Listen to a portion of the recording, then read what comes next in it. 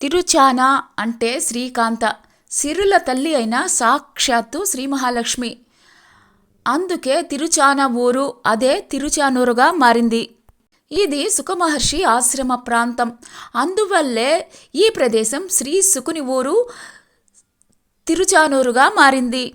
ఇక్కడ శ్రీ సుఖమహర్షి వంటి మహర్షులు ఎందరో తపస్సులు చేశారు.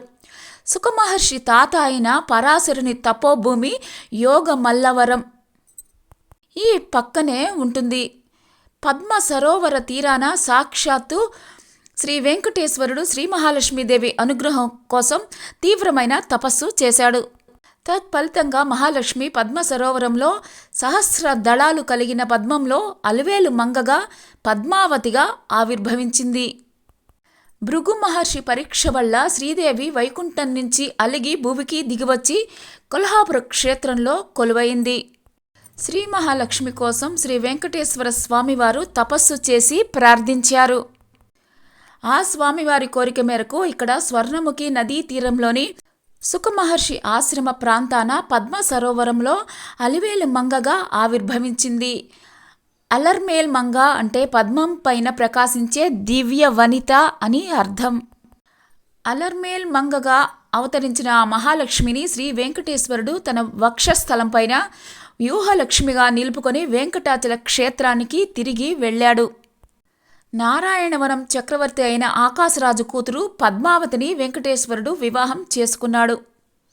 ఆకాశరాజు పుత్రిక పద్మావతి త్రేతాయుగం నాటి వేదవతి.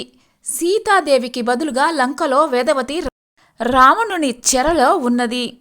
రావణ వధ అనంతరం సీతాదేవి తనకు బదులుగా లంకలో అవస్థలు పడిన వేదవతిని వివాహం చేసుకోవలసింది అని శ్రీరాముణ్ణి ప్రార్థించింది.